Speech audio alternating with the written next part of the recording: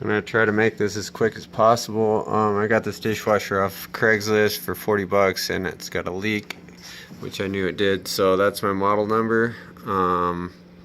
And in order to fix the leak on mine, I have to replace this whole sump here, which is 76 bucks, and I don't want to do that, so I'll show you what you can do on the cheap. Hopefully this will work. I've never tried it before. Basically just pull the whole unit out and then leave everything connected, the drain hose and the water feed hose and, you know, electrical connections. Leave all that connected and then run it, and then get up underneath here, get on the ground, and just take a look to see where it's leaking from. So there's actually, you know, a number of places it could be leaking from, but in my case it's this thing here is a shaft that goes up through the sump, and it's leaking through that seal. Here's the shaft, the end of the shaft, and this is the seal that's leaking.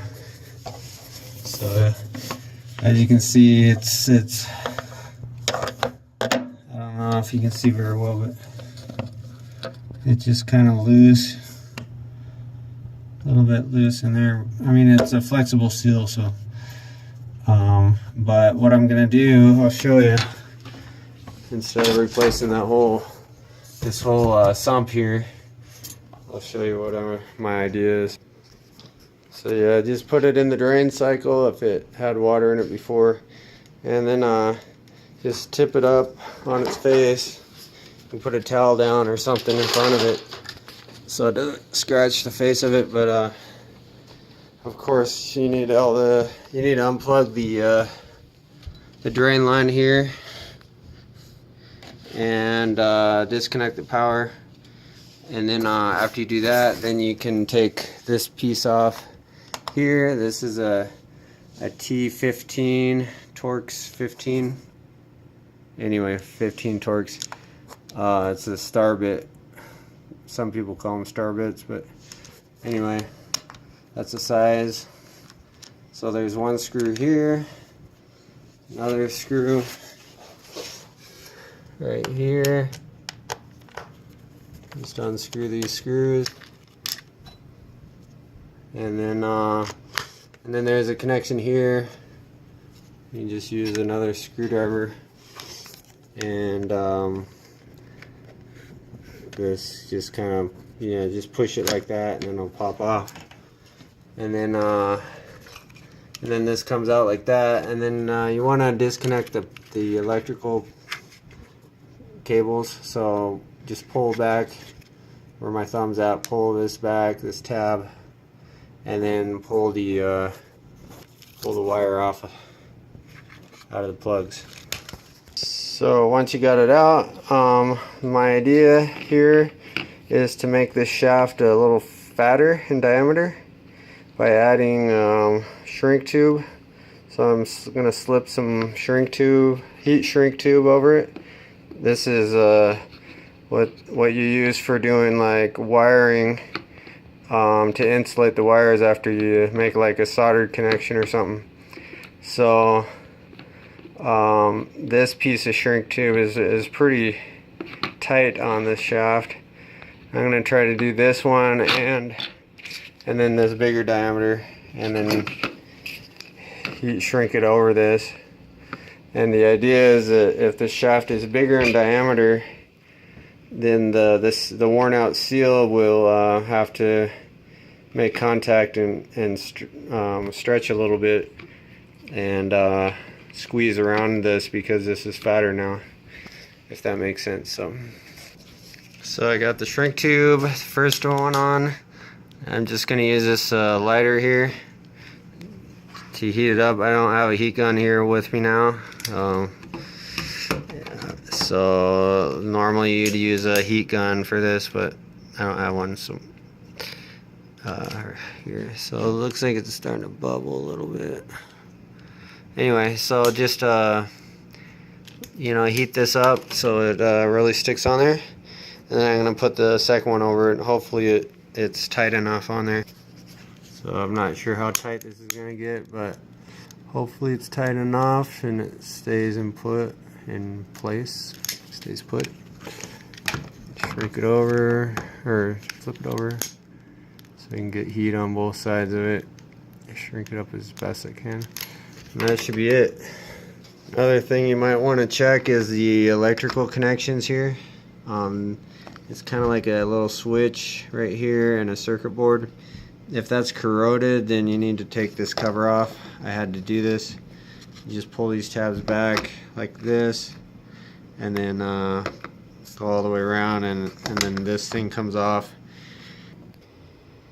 So I decided to show you guys what I was talking about. So after you pop that off, this connection right here was corroded. So you just pull this out like that, and then this is a little micro switch. And if you have a multimeter, you can put it on the ohm setting, and then test it. Let's see if I can do this with. So I'm going to push the button, and I'm not hearing anything. It should beep or something like that if it's making contact.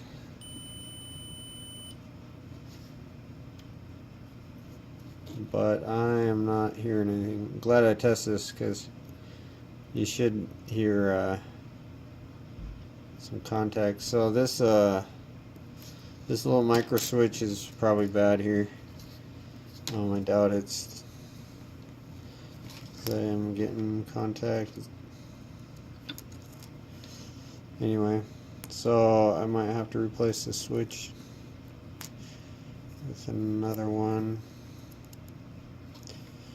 I should be able to find one of these little micro switches off of eBay or something. So anyway, after you get all that done, just put it back in the way that you took it out. Put this piece in first. Yeah, then test it out, run it, make sure it works well, and hopefully it does. Yep. So yeah, I'm gonna lightly coat the shaft here with the dielectric grease. Just put a little on there and wipe it around.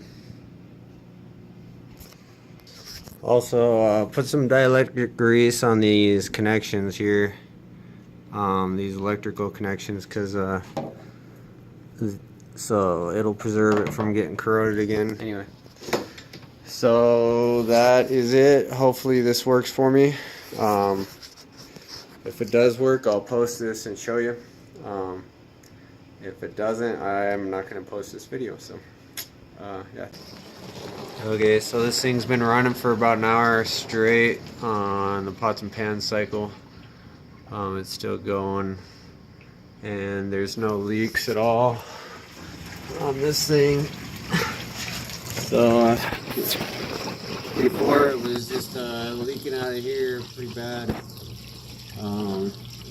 It was a steady, it's kind of a gush out of there. So there's no leaks at all anywhere at this point. So I'm pretty happy about it. One thing I did want to point out is you don't have to take all the stuff out of the inside of here like I did. I was just showing you what was going on with that shaft, you know, the seal, so you can see the seal in there. Basically you just unplug these and pull the two screws out off of this thing and pull that out, and then put the shrink tube on it, and then you can put it back in there.